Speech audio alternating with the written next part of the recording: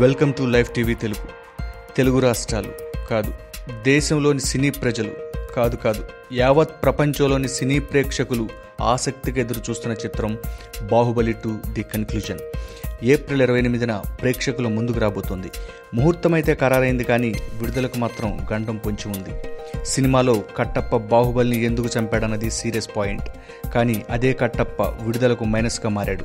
విషయం ఏంటంటే, బాహుబలి 2 విడుదలను ఎట్టి పరిస్థితులు అడ్డుకుంటామంటూ కర్ణాటక రక్షణ వేదిక కార్యకర్తలు హెచ్చరిస్తున్నారు. కారణం ఆ కోపం రాజమౌళి మీద కాదు, కట్టప్ప సత్యరాజు మీద. తమిళనాడు, కర్ణాటక మధ్య కొన్నేళ్లుగా కావేరీ జల వివాదం నలుగుతోంది. ఈ మధ్య సుప్రీంకోర్టు తమిళనాడుకు కావేరీ జలాలను విడుదల చేయాలని కర్ణాటకను ఆదేశించింది. కానీ తమ ప్రాంతాన్ని పణంగా పెట్టి తమిళనాడుకు నీరిచ్చేది లేదని అటు ప్రభుత్వం, ఇటు కన్నడిగులు భీష్మించారు. కోర్టు ధిక్కారానికి కూడా రెడీ అంటున్నారు. ఈ సమయంలో కట్టప్ప సత్యరాజ్ కర్ణాటక వాళ్ళని వ్యతిరేకిస్తూ అదో రకంగా కామెంట్ చేశాడు. దీంతో కన్నడిగులకు మండింది. ఇప్పుడే కాదు, సరిగ్గా 1 year బ్యాక్ కూడా సత్యరాజ్ కర్ణాటక వాసులపై నోరు పారేసుకున్నాడు. కానీ అప్పటికే బాహుబలి 1 రిలీజ్ అయి హిట్ కొట్టేసింది.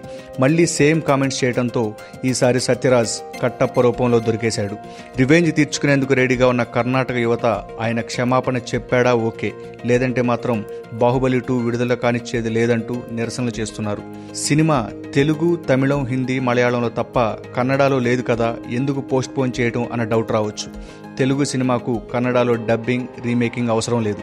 ఎందుకంటే టాలీవుడ్లో రిలీజ్ అయిన ప్రతి సినిమా డైరెక్ట్గా కర్ణాటకలో రిలీజ్ అవుతుంది. వాళ్లకు భాష కూడా చాలా క్లియర్గా అర్థమైపోతుంది. అందుకే కన్నడలో అసలు సినిమానే ప్లాన్ చేయలేదు మూవీ టీం. పోనీ వాళ్ళు చూడనంత మాత్రాన నష్టం ఏంటి అని కూడా అడగవచ్చు. బట్ ఇక్కడే ఒక విషయం చెప్పాలి, తెలుగు సినిమాలకు కర్ణాటక పెద్ద మార్కెట్.